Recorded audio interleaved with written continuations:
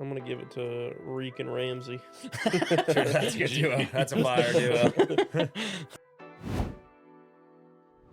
Alrighty, guys, it is time for another edition of Agree or Disagree. And this time, I think the list you have prepared, Huser, is Game of Thrones universe. Yep, Game of Thrones, House of the Dragon, Knight of the Seven Kingdoms. Knight of the Seven Kingdoms, so it's all of Includes, them. yep, just the universe, yeah. You're going to read off a statement. We say whether we agree or disagree. We're going to 3, 2, 1 count down. Everybody's going to go. First, agree or disagree. Jon Snow should have killed the Night King.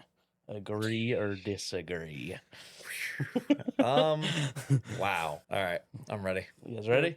All right, 3, 2, 1. I'll say disagree. The reason is because I definitely don't think it should have been Arya. Yeah. I think that was so dumb, especially the fact that she just used the dagger and then it killed the entire army. I think that was like one of the dumbest decisions they could have made. With Jon Snow, I definitely think he should have got a one-on-one fight with the Night King as much as they were building that up, but I think it was a little bit too obvious to assume that just like Jon Snow was going to kill him. Yeah, I can see that. I don't think it should have been any normal character with like a sword.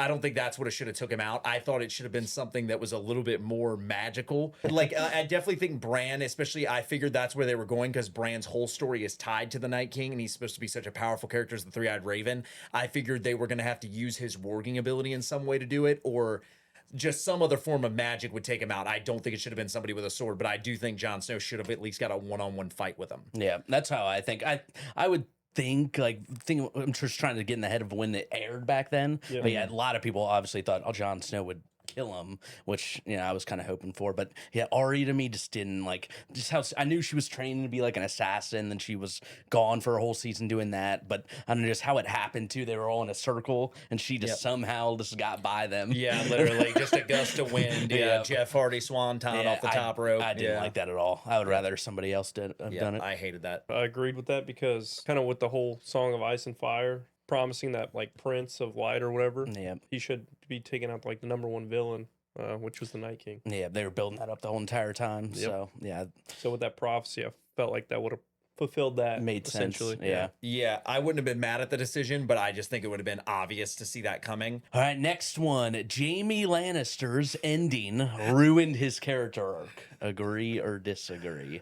Man, good Lord, that's my boy Jaime. That's my favorite character right there. 3, 2, 1. I disagree. I agree. I kind of agree, but I'm somewhere in the middle. I'm kind of going back and forth. I think ruined is a strong word. I definitely think at the end, like that, what he said to Tyrion when they were talking in that tent, and he said, like, I've never really cared for them, to be honest, like innocent or otherwise, because Tyrion was saying, like, it should be for everybody in that city, innocent or otherwise. He said, I never really have cared for the people, essentially, which just completely, like, goes against his entire character arc. Like, the reason he killed the Mad King was to save all those people. Like, remember when he Qyburn that time, when he was like, how many people have you saved? And he was like, the entire population of King's Landing, 500,000 or whatever. So like, that's his whole character arc. He always like sacrifices himself to try and save innocent people or protect the people that he loves. So I don't know. I thought that was a dumb comment at the end. I really thought he was destined to kill Cersei. I thought that would have been great. Like, I thought that would have been a great complete character arc for him to end up killing Cersei at the end. It definitely left a stain on his character arc for sure. It definitely left me with a bad taste in my mouth on Jaime as a character, because he was probably my favorite character. I think he had the best arc throughout the entire show up until that very end. Yeah, so, I disagreed with it. I don't think it completely ruined his arc. I don't like the way how he went out. Like, but I don't know. I feel like he always loved Cersei, so it made kind of sense for him to go back there. But the way them just to get crumbled on, like, I hate that too. That's one of my least favorite things in any movie or TV show, when they die from falling rubble. Yeah, I just felt like he was kind of working his way out of like being in love with Cersei and kind of doing the right thing, and then he kind of fell back into falling in love with her, and then she's kind of just always been kind of a bad person or a villain, taking him down with her. Yeah. I felt like that was the wrong way to go about things in the end. He just ended up getting with Brienne for no reason, because he just went right back to Cersei. Next, agree or disagree. Joffrey is a better villain than Ramsay Bolton. Oh. Agree or disagree? Yeah, I got my answer. All right, 3, 2, 1. Agree. Agree. I disagree. Disagree. I think Joffrey's the best villain in the entire show. He's probably the best villain across all 3 series, the Seven Kingdoms and House of the Dragon and Game of Thrones. I feel like for a lot of it, he was carrying the show early on. Like, there's a lot of good characters, honestly, but Joffrey was like the main villain that everybody loved to hate. Yeah. Ramsay did pick up the reins and do well with it after Joffrey's death, but I just feel like Joffrey did more in the show than Ramsay. Oh, they both did pretty terrible things. Yeah, Ramsay's equally as awful, but Joffrey, I just think Joffrey had bigger moments early in the show. I think if Ramsay had like the same opportunities as Joffrey, he probably would have did worse things. Yeah. Yeah. It's just like him being in one like small area compared to Joffrey, like the king. Right. He couldn't do as terrible things, but I still think what he did to Reek was probably worse than what most people experienced. Yeah, my thing, just comparing him, like Joffrey is just way more on a grand scale. For a while, Ramsay was only torturing Theon. Yeah. So that's all he was doing early on, was just torturing Theon, where Joffrey was torching like the entire Seven Kingdoms, like all of King's Landing. All right, next agree or disagree. Daenerys becoming the Mad Queen made sense. It was just rushed. Agree or disagree? All right, I got it. 3, 2, 1. I'll say agree. I'll say agree. You say disagree? I disagree with that. I think it made sense. I think some of the seeds were planted. I just don't think they were given enough time to develop and grow. Yeah, exactly. Like you could see the way a lot of the characters were supporting Jon Snow, like in the way she looked jealous of that. Jon Snow was like kind of like the people's champion, and I don't think you could see all the jealous looks she was giving, not getting the support, and obviously when she figured out about his claim to the throne. Yeah.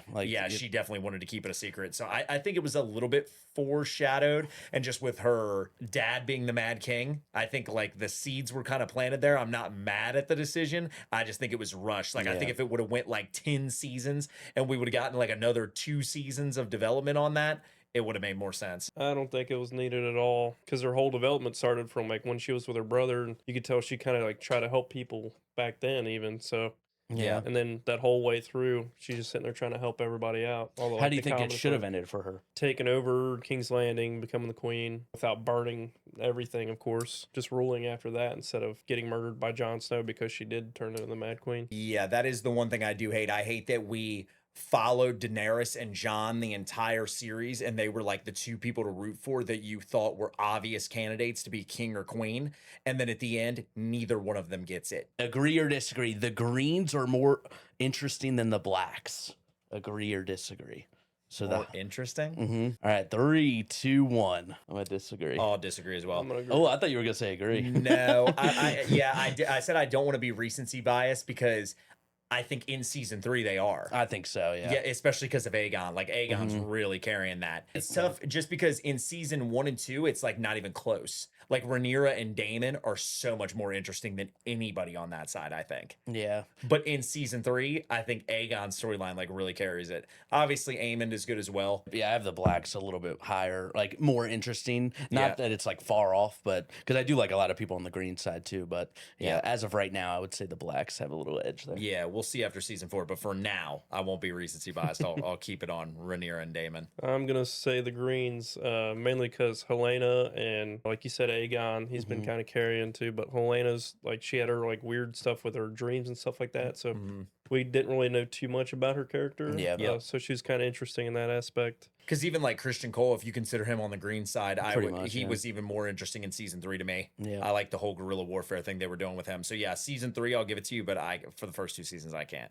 I'd say there was a lot more content with the blacks opposed to the greens, as far as like For sure. early in the show. Yeah. Like Daemon and Rhaenyra like carried the show in the first 2 seasons, in my opinion. Next, agree or disagree? Criston Cole is overhated. Agree or disagree? This is another one I'm kind of like right down the middle on, to be honest. Okay, I got my answer. Yeah, I'm ready. 3, 2, 1. I disagree. I'm the only one. I agree that he's overhated. I'm like teetering right on the edge. This is another one I kind of fall right in the middle on, because in season 1 and season 2, I think it's like rightfully so that he's hated.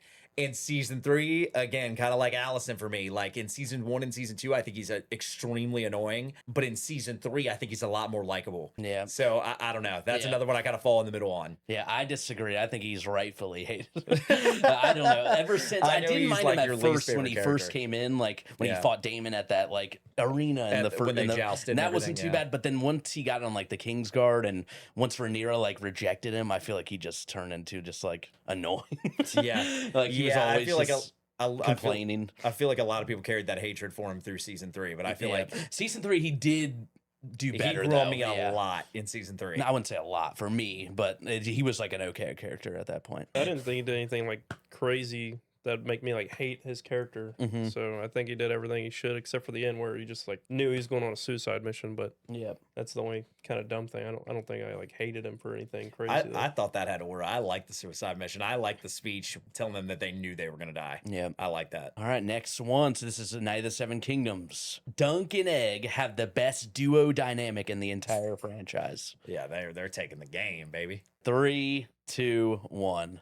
I will strongly agree with that. I'm gonna slightly disagree. I gotta agree. Yeah, I will 100% agree with that. I just think their conversations and their dynamic is better than any other character. Because you could argue people like Tyrion and Jaime, but Tyrion and Jaime had like very back and forth moments throughout the show. Now Dunk and Egg, there's kind of a caveat to it because they've only had one season. That's what I'm thinking. Yeah. But with Game of Thrones, it's like we kind of have to go off of what we've seen so far. So who's like a duo in your opinion? Arya the Hound was a good duo. Mormont and Daenerys. Yeah, Tyrion and Bronn. True. Jaime and Brienne. Oh, Jaime and Brienne. I mean, that's John and Sam. But that's the thing. Dunk and Egg I guess they did have a little bit of beef at the start because he thought he was like the stable boy, and he got mad at him when he lied at the end. Episode 1, that too. Yeah. I don't know. I just think their conversations and dynamic. I just think they're so likable. I think for sure that was the strongest part of that show. I think especially because it didn't evolve around dragons or the Iron Throne really. So it's like its own little side quest story, and I think they're so likable. They're definitely up there for me, but I don't know. I just have some of these like Arya and the Hound together. I thought were good. Then like Tyrion and Bronn, or you do Tyrion and Podrick. Eggs, I think Egg's one of my favorite characters easily. In like across all 3 of the series, I think Egg is one of my favorite characters easily. Yep. So I'd give it to Duncan and Egg. I'm gonna give it to Reek and Ramsay. That's a good duo. That's a fire duo. All right, next agree or disagree. Theon Greyjoy has the best redemption arc in the franchise. I gotta rack my brain on the redemption arcs. 3, 2, 1. I'll agree. You said the best redemption? Yeah, I don't know who could be better, honestly. Yeah, that's what I'm thinking. I think the way he turned on the Starks who raised him at the beginning of the show, I think that was insanely powerful. I think the way everybody turned on him, the way he was getting tortured by Ramsay and begging to die. For a long time. Yep, he tried to win his father's approval and his sister's approval, and they did not support him at all until after he got captured. Yara obviously tried to save him, and their relationship grew from there. And then coming back towards the end of the show with like the Starks at the Battle of Winterfell, and then sacrificing pretty much for Bran. And I think that moment with Sansa was so good when he returned to Winterfell and he saw her and he was like, "I'd like to fight for Winterfell, Lady Sansa, like if you'll have me." I thought that was really powerful. I love that moment. And then Bran telling him he's a good man at the end, even though I think it was a little bit dumb for him to charge the Night King like that. True. Yeah, I feel like he could have maybe stood his ground and they could have showed them like overwhelming him. I wish they would have shot that scene a little bit differently, but I still think that was like a really good moment. I think that was like a really good complete character arc too. Yeah, that's how I think. And I like the moment when he saw Jon on Dragonstone on the beach. Remember that when he saw Jon for the first time? Yeah, in a long time. The only other big redemption arcs like Jaime, because he was obviously more of a villain at first. But his is more of a character arc rather than a redemption arc, I feel like. Yeah, I don't think Jaime was fighting. Jaime was more just gaining the favor of the people. Like he was just becoming more likable. He became like the most hated character to one of the most loved characters as the show went on, where Theon like turned on everybody and had to redeem himself and gain everybody's trust back. So I'll probably change mine to agree because I can't really think of anybody else that compares. Yeah. And then also got Samuel. He kind of like went from being this weak person, like kind of training and being like a maester or whatever. Sam. So. And then Jorah a little bit because he was like sold slaves and got exiled. Jorah was somebody that was on my mind too. Like he has a redemption arc to like come back to Westeros and redeem his name. Yeah. The only problem with him though is when the show starts, he's already made those mistakes and gotten exiled. So he's just making more of a return arc, and he's already been exiled. Like, it's kind of like Jaime killing the Mad King. We didn't see that on screen. Yep. Like, that had already happened before the show began. So that's the only reason I wouldn't give it to Jorah either. Like, he's already made his mistakes and been over there, whereas Theon, we got to see all of his mistakes and consequences play out on screen and then him redeem himself. Next, agree or disagree, Ned Stark's death is more shocking than the Red Wedding. Agree or disagree? Okay, I got my answer. Sean thinking long and hard over there. 3, 2, 1. I'll disagree. Yeah, I'll disagree. I'm gonna go Red Wedding. Red Wedding was just iconic. That's one of the most shocking random moments because like Ned Stark was already in the dungeons of King's Landing. Yeah. They had already turned on him. Littlefinger had already told him, I thought I told you not to trust me. He had the conversations with Varys in the dungeons about how like this isn't going to end well. He was like, you think I'm going to trade my life for my honor? He said that to Varys in that one point. So it's like they were almost indicating that he was going to die, that he was going to get executed. Yeah. So because even Sansa, like they were talking about how Sansa had to plead to get him sent to Castle Black, right? Wasn't she going to plead to get him to take the Black and for Joffrey to grant that? So then when they took him up there for his trial or for his execution, when Joffrey ordered him to get executed, it was a shocking moment, but it wasn't like the seeds weren't planted. The Red Wedding literally comes out of left field. Like it literally came out of nowhere. It's just always the shows like that because Ned was pretty much the main character of season 1. Yes. And you never think like the main character dies in season 1. Right. Yeah. So that was just crazy. But yeah, I think the Red Wedding just more shocking overall. Yeah, the Red Wedding just came more out of left field. The seeds were kind of planted that Robb was making some mistakes, but for the most part, he was winning the war. So yeah, I think that was more shocking for them to turn on him in that moment. Yeah, I agree. It was just like more unexpected, I guess. Not really that many signs, but we did know Walter Frey like kind of didn't like some things that they did, especially with him already having a wife and kid. So there's some things that point to he might do something crazy, but nobody's seen it going that far. That way. Right. Yeah. Last agree or disagree. The Battle of the Bastards is the best battle in the entire franchise. Agree or disagree? 3, 2, 1. I'm gonna agree. I'm gonna disagree. It's gonna be the Long Night. Just kidding. I'm gonna agree. Yeah, I'll agree. I'm gonna agree. Battle of the Bastards is the Yeah. best. I think the cinematography of it really is like what carries it. The only other thing I was thinking was the Battle of Blackwater Bay because I thought the Battle of Blackwater was really good.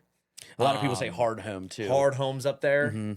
But yeah, I'll give it Battle of the Bastards mainly because of that one shot. We all know the most. It's and like then the most famous shot. That one take too after that happens, like, and then I don't know, just that whole Ramsay thing. And then you had Sansa and Littlefinger kind of save them when they were surrounded at the end there. I like when they take him in Winterfell and they have that one-on-one moment where he's shooting the arrows at Jon. Jon's blocking him with the shield, and then he gets up and like bashes him with the shield and takes him out by himself. And then he obviously gets fed to the dogs. Yeah, I'd give it to Battle of the Bastards. I like Blackwater Bay. Really? It's close. It's close. That's almost like the Ramsay Joffrey question. Like it's close. Like I could go either way, but yeah, I'll tip my hat to Battle of the Bastards. There was one in House of Dragon, which is up there. Was that the Battle of Rook's Rest, where Rhaenys like dies? They had the dragons going back like with Vhagar and then her dragon. I thought that was good too. Then a lot of dragon fighting, which we didn't see a lot of in Game of Thrones. So that something a little different there, but.